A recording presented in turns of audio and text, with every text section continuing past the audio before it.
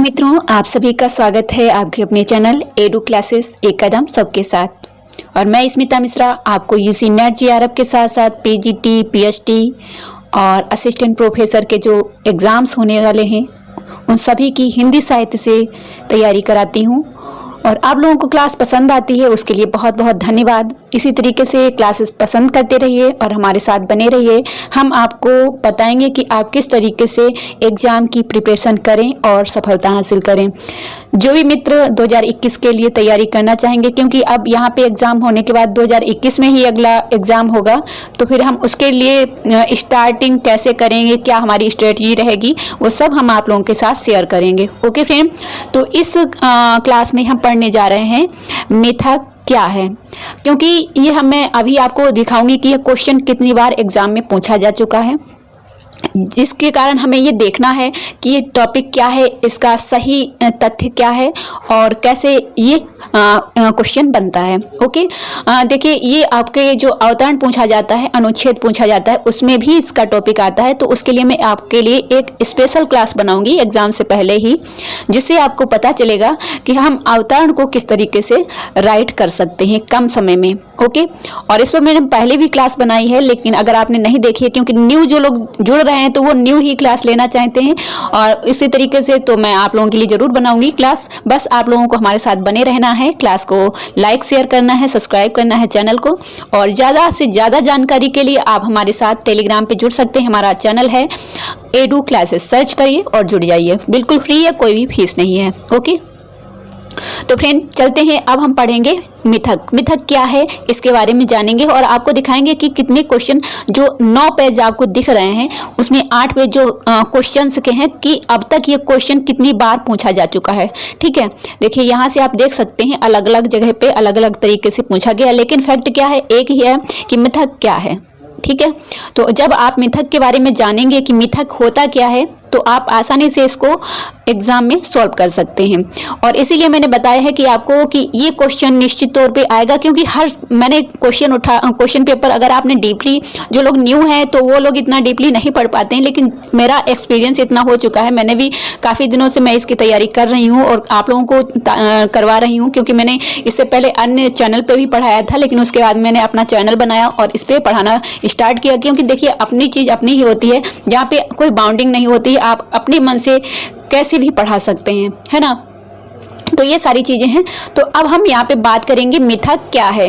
Okay, उससे पहले एक बार फिर से कहना चाहूँगी, अगर आपको क्लास पसंद आए तो प्लीज़ लाइक कर दीजिएगा और हमें कमेंट बॉक्स में अपना मीठा सा अच्छा सा एक कमेंट जरूर लिखिएगा कि आपको ये क्लास कैसी लगी। ओके, हमारे बताने का तरीका कैसा लगा, इसमें कोई इम्प्रूव होना चाहिए या जैसे बता रहे हैं वही ठीक है। ओके, तो चलते हैं, देखेंगे पहला क्वेश्चन क्या सेट किया गया है।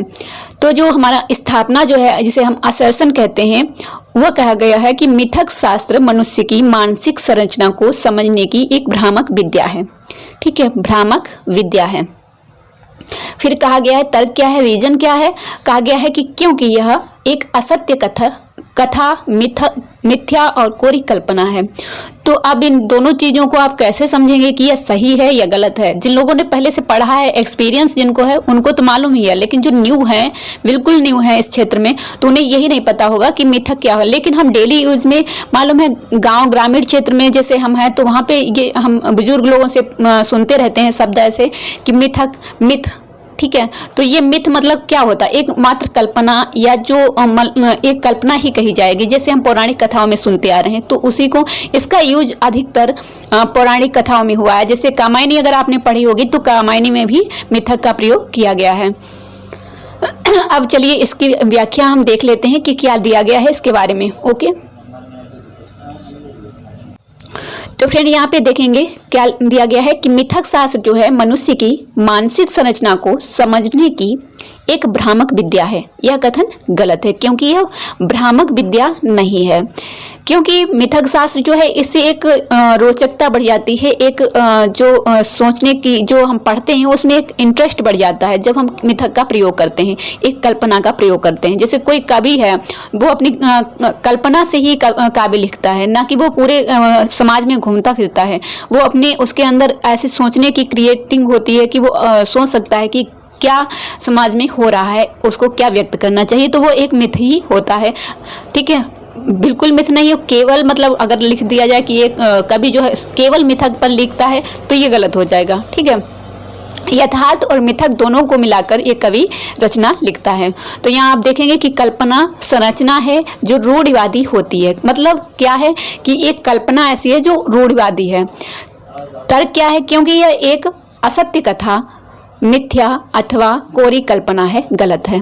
क्योंकि यह असत्य कथा नहीं है, मिथ्या नहीं है, कोरी कल्पना मात्र नहीं है, क्योंकि मिथक जो है शास्त्र में भी कुछ सत्य तथा कुछ यथार्थवादी तथ्य होते हैं। मिथक शास्त्र जो है इसमें भी कुछ सत्य चीजें होती हैं और कुछ यथार्थवादी होती हैं। तो फर्स्ट क्वेश्चन में ही आई होप क्लियर हो गया होगा कि मिथक क्या होते हैं। मिथक जो है एक कल्पना होती है, रूढ़िवादी होती है, समझ लीजिए विचार जो है रूढ़िवादी होते हैं।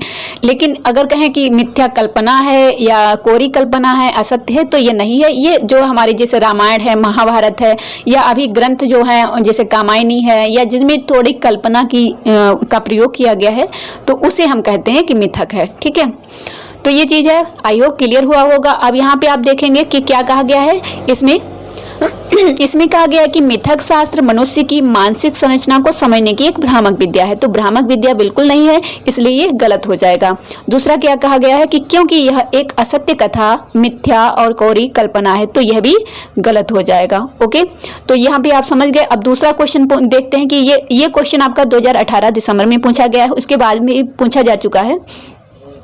अब यहाँ पे आप देखेंगे ये क्वेश्चन नवंबर 2017 में पूछा गया है। क्या कहा गया है कि मिथक जो है सार्वकालिक और सार्वदेशिक होते हैं। ठीक है, क्योंकि सभी देशों की जातीय अस्मिता और विश्वास एक जैसे होते हैं। तो क्या यह सही होगा, क्योंकि आप पहले ही पढ़ चुके हैं कि मिथक सार्वकालिक और सार्वदेशिक होते हैं। तो मिथक का जो है प्रयोग कहाँ किया गया है कि एक कल्पना के लिए किया गया है। तो यह ना ही सार्वकालिक हो सकते हैं और ना ही सार्वदेशिक हो सकते हैं। ओके, तो यहाँ पे ये क्लियर हुआ। और फिर कहा गया है कि क्योंकि सभी देशों की जातीय अस्मिता और विश्वास एक जैसे होते हैं। तो ये भी बिल्कुल गलत है, क्योंकि सभी देशों की जातीय अस्मिता और विश्वास एक जैसे नहीं होते हैं। कि कहीं पे किसी, जैसे अब आप यही मान लीजिए कि कोई किसी देवता को मानता है, कोई किसी को मानता है, कोई मंदिर में जाता है तो कोई मस्जिद में जाता है ना। तो यही चीज़ें होती हैं। तो यहाँ भी ये दोनों ही फैक्ट गलत हो जाएंगे आपके। ओके, क्योंकि आप समझ चुके हैं कि मिथक क्या है। अब यहाँ पे आप देख लेंगे कि कोई भी मिथक सार्वकालिक या सार्वदेशिक नहीं होता है और ना ही सभी देशों की जातीय अस्मिता और विश्वास एक जैसा होता है। ठीक है, तो ये चीज़ आपकी क्लियर हो गई।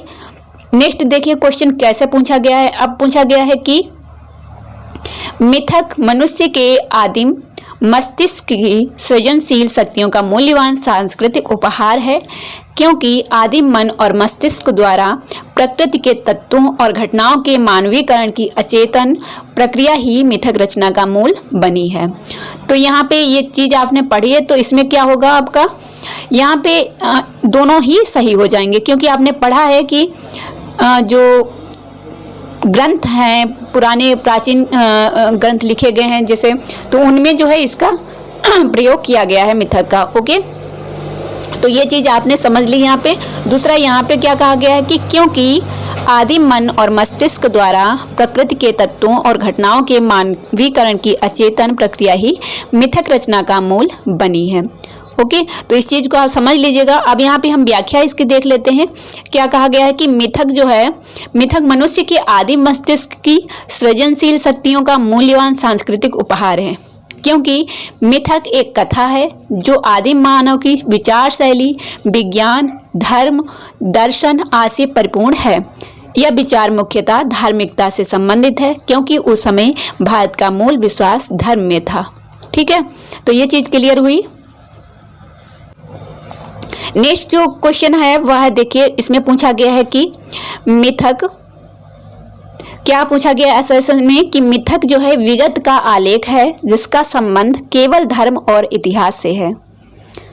इसका जो संबंध है केवल, और अधिकतर यहाँ पे आपको एक चीज़ और बता दें, जहाँ पे अधिकतर ये चीज़ होगी कि जहाँ पे सिर्फ केवल लिखा होगा, जैसे केवल श्रृंगार, केवल अलंकार, ठीक है, तो वहाँ पे ये जो असर्शन जो है वो गलत ही होता है अधिकतर। ये चीज़ आप जो है ज़रूर ध्यान रखिएगा। ठीक है, तो नेक्स्ट क्या है, इसलिए मिथक का प्रयोजन केवल सामाजिक व्यवस्था के संरक्षण और संचालन से है, रचनात्मक स्वतंत्रता से नहीं है।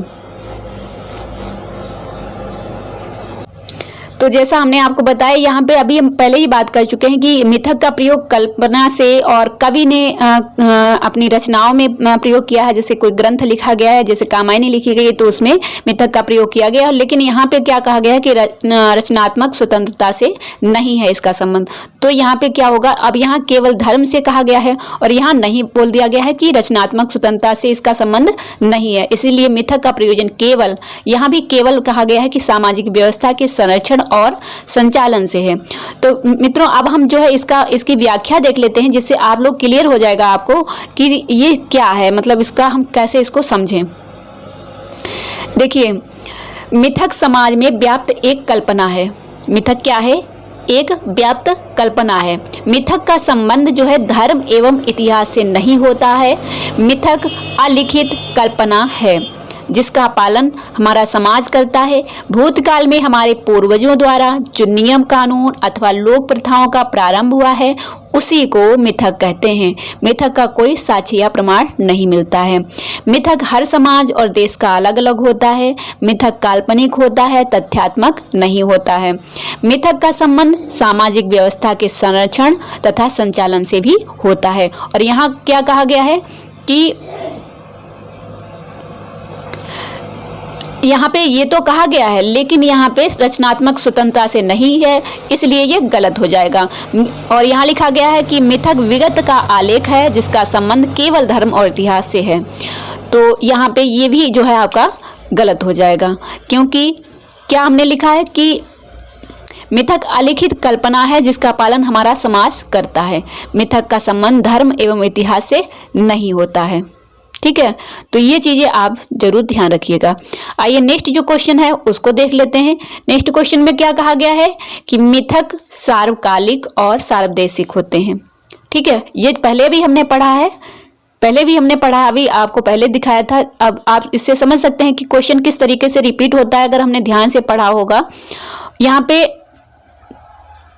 आपको हमने दिखाया था, देखिए ये क्वेश्चन दूसरा है और वह क्वेश्चन दूसरा है, लेकिन इसमें क्या पूछा गया, मिथक सार्वकालिक और सार्वदेशिक हैं।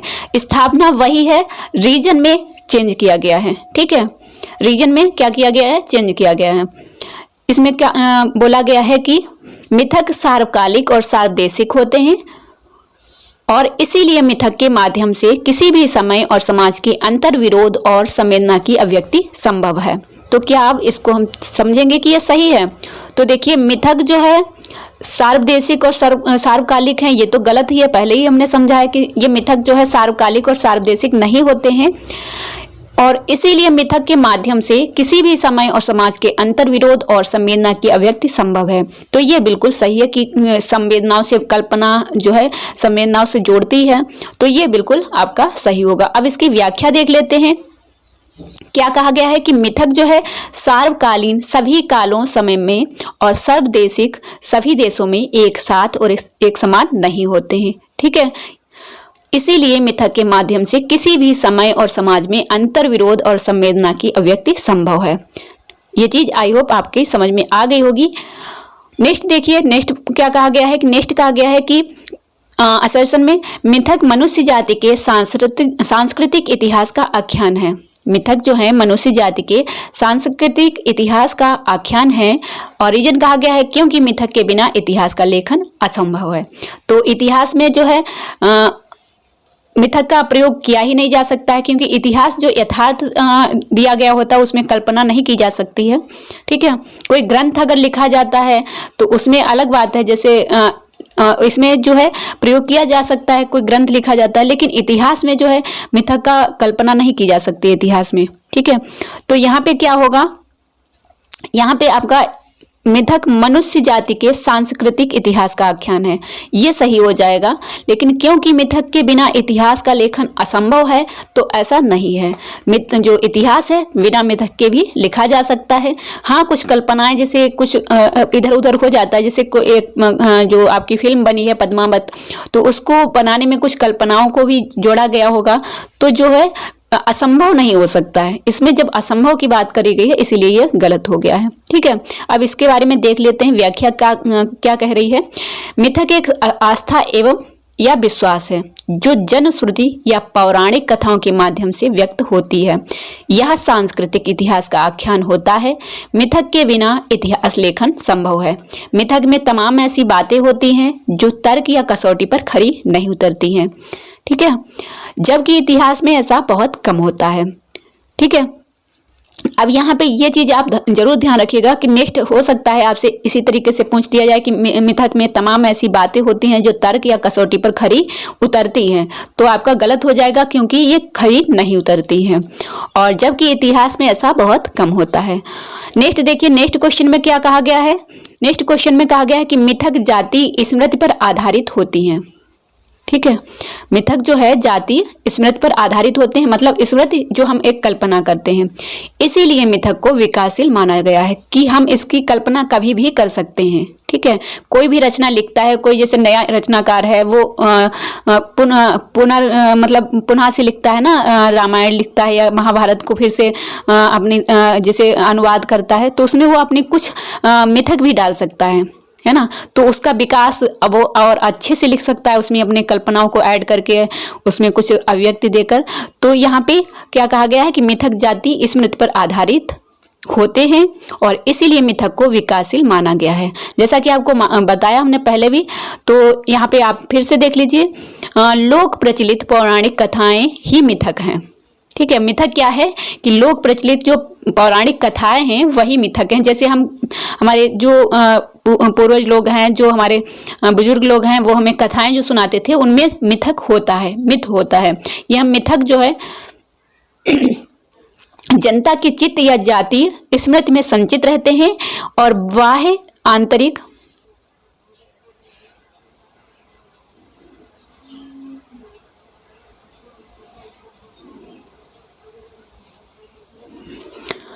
और यहाँ पे जो आंतरिक और परिस्थितियां बदलने पर मिथकों में परिस्थितियों के अनुकूल परिवर्तन कर लिया जाता है, इसीलिए मिथक जो है विकासशील हो जाते हैं। ठीक है, तो ये चीज है कि मिथक में जो है अगर हम परिवर्तन करते हैं तो उसमें विकास भी किया जा सकता है, और इतिहास में जो है परिवर्तन नहीं किया जा सकता है, क्योंकि जो इतिहास है वह इतिहास ही लिखा जाएगा। जो होके आया है, जो प्राचीन काल में हुआ है वही हम इतिहास में पढ़ते हैं, उसमें कोई जो है उसमें चेंज नहीं किया जा सकता है। ठीक है, लेकिन मिथक में चेंज किया जा सकता है, उसको बदला जा सकता है, उसको परिवर्तित किया जा सकता है, इसीलिए मिथक जो है विकासशील होते हैं। और मिथक है क्या, मिथक एक कल्पना है, लेकिन कोरी कल्पना नहीं है, वहां पे कुछ यथार्थ भी होता है और कुछ मिथक भी होता है, कुछ कल्पना भी होती है। तो मित्रों, ये थी आज की क्लास जो आपके यूजीसी नेट जेआरएफ के साथ साथ पीजीटी, पीएचडी, असिस्टेंट प्रोफेसर के एग्जाम्स में जो मिथक के क्वेश्चन पूछे जाते हैं और जो स्थापना और तर्क के क्वेश्चन पूछे जाते हैं, तो उसके लिए टॉपिक बहुत ही महत्वपूर्ण है। आई होप इस क्लास में आपको समझ में आ गया होगा कि मिथक क्या है। आप जरूर बताइएगा, अगर इस क्लास में आपको समझ में आ गया होगा तो आपको दूसरी क्लासेस नहीं पढ़नी पड़ेंगी और ना ही आप जो है कहीं और देखने जाएंगे। ठीक है, इसी क्लास में आपका क्लियर हो जाएगा कि मिथक क्या है, और बहुत ही महत्वपूर्ण टॉपिक है ये कि मिथक क्या है। ओके, तो यहाँ पे आई होप मैंने जो आपको बताया है उससे आप संतुष्ट होंगे, और आपको ये क्लास अगर पसंद आई होगी तो आप एक लाइक करेंगे और बताएंगे हमें कि आपको क्लास कैसी लगी। नेक्स्ट क्लास में हम आपको बता ही चुके हैं कि अवतरण लेकर आएंगे, आपको बताएंगे कि कम समय में आप एक बेस्ट तरीके से और सही 100% श्योर अपने क्वेश्चन को राइट कर सकते हैं। ओके फ्रेंड, तो आप बताइएगा जरूर एडू क्लासेस में आपको ये क्लास कैसी लगी। ओके, धन्यवाद।